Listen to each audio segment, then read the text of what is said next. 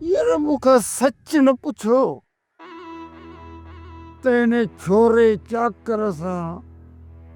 कूद हणी हणी हणी बेजार सीगा बाबा निजा कूड़ आया तई पो भी चाकर खान समझी कोन सकियो आ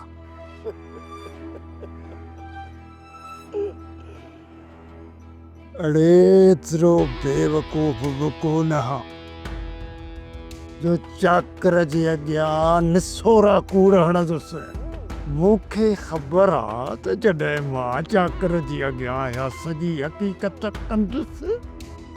त साॻिया सुवाल साॻी हक़ीक़त इन जाबिर खां बि पुछंदो सावल खां बि पुछंदो इन करे ख़बर अथई मूं छा कयो आहे कुझु कूड़ कुझु सच मिलाए जुलाए हिकिड़ी खिचड़ी ठाहे चाकर खान जे अॻियां रखी अथमि हा ॾाढो बि भलो वक़्तु गुज़रे बंदूक लॻे है वारी पुफीअ खे जेकॾहिं जाबिर ख़ान सां मिलण छॾा ॾे हा न त अॼु असां सूरनि में न हुजूं हा हा वदा ॾाढो माल पाणी धकींदा हुआसीं बेछड़ा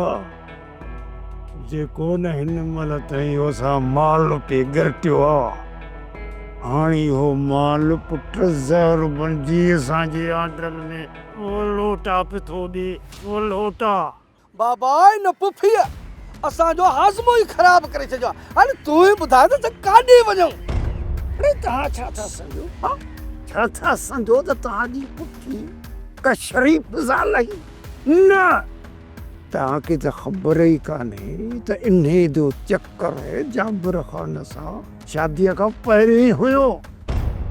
पर असांजा भाग भला त नूगर खान खे हिन ॻाल्हि जी ख़बर ई कान्हे अॼुकल्ह थोरी बि सुणस हुजे सा न त हरगिज़ तव्हांजे पुफीअ सां शादी कोन करे हा बाबा सावल वॾी कोशिशि कई त इहो रिश्तो फिटे पर सावल खे त इहा ख़बर ई कोन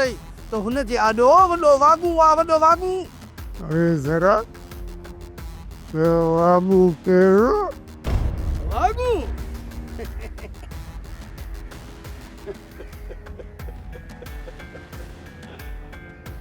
अरे जरा बाता बिनी जो पी हा बाबू न बाबा तूं बि हाणे कमाल थो करी मां मिसाल ॾियां ऐं तोखे ऐं मिर्चूं लॻी वेंदियूं अरे छोड़ा इहो ॻाल्हाई मां ख़्याल रखियो खिचेलो बाबा जेको तूं सेखारियो आहे ज़ाहिर मां उहो ॻाल्हाईंदुमि न कहिड़ी वरी मां तोसां आयतियूं ॻाल्हाईंदुमि हाणे हो रेडियो बंदि कयो हलूं घर काली तुकर भोर जी कयो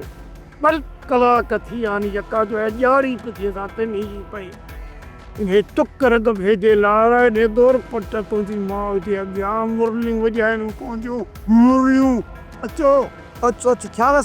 सां बाबा ख़्याल सां त पवे न किरी सोप सीरियल पंजाबेरी तमाम एपिसोड्स ॾिसण लाइ विज़िट करियो असांजो official YouTube channel Sindh TV HD drama subscribe कयो असांजो official YouTube channel Sindh TV HD drama ऐं वधीक अपडेट लाइ बेल आइकन खे क्लिक करियो।